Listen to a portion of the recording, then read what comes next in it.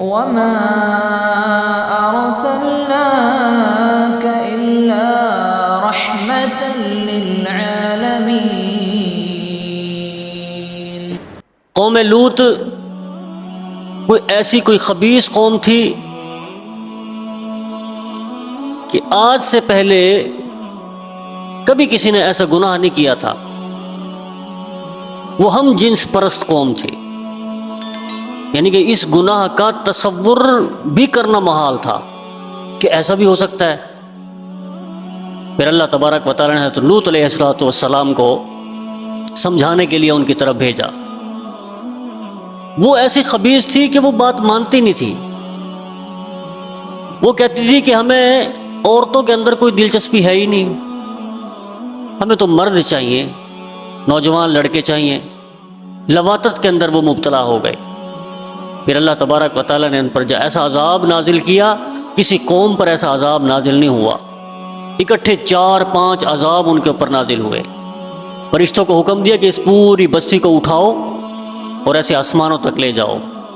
روایات کے اندر آتا ہے کہ پہلے آسمان پر فرشتوں نے ان کے مرغوں کی اذانوں کی آوازیں سنیں، بستی اتنا اوپر لے گئے آسمان تک۔ پھر اللہ کا حکم ہوا وَجَعَلْنَا عَالِيَهَا سَافِلَهَا، کہ ہم نے ان کی زمین کو، اس بستی کو ہم نے ایسے پلٹ کر رکھ دیا۔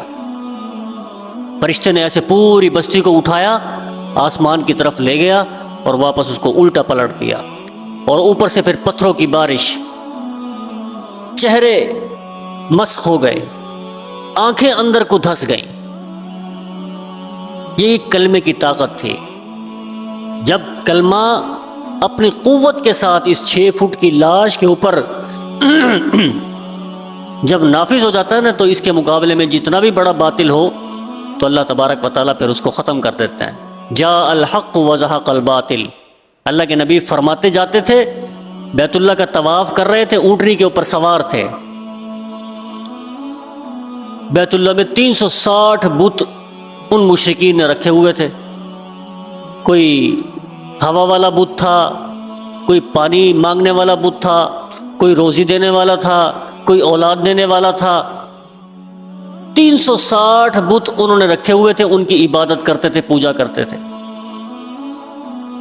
لیکن جس وقت اللہ کے نبی وہاں پہنچے، روایات کے اندر آتا ہے کہ اللہ کے نبی کے ہاتھ میں کمان تھی، آپ ایسے بت کو کمان سے اشارہ کرتے تھے اور بت ٹوٹ کر نیچے گر جاتا تھا۔ جاء الحق وزهق الباطل، 360 کے 360 بت وہ ٹوٹ کر گر گئے۔ ہر دور میں ہر قوم کے لیے نبی کریم صلی اللہ علیہ وسلم سے پہلے اللہ تبارک و تعالیٰ نے نبی مبعوث فرمائے، رسول بھیجے سمجھانے کے لیے، نہیں مانتی تھی۔ پھر اللہ تبارک و تعالیٰ کا جب حکم ہوتا تھا، حضرت موسیٰ علیہ السلام کو حکم ہوا کہ جاؤ فرعون کو جا کر سمجھاؤ، وقت کا بادشاہ تھا۔ اب موسیٰ علیہ السلام نے اپنے بھائی ہارون کو ساتھ لیا، فرعون کے دربار کی طرف جب چلنے لگے تو کہنے لگے کہ اے اللہ فَأَخَافُ أَن يَقْتُلُونَ، مجھے خوف ہے کہ کہیں مجھے یہ قتل نہ کر دیں۔ اللہ تبارک و تعالیٰ نے فرمایا کہ اِنَّنِي مَعَكُمَا اسمع و ارا، اے میرے موسیٰ میں تمہارے ساتھ ہوں، میں سنتا بھی ہوں اور دیکھتا بھی ہوں، تمہیں پریشان ہونے کی ضرورت کیا ہے، چلو تو صحیح۔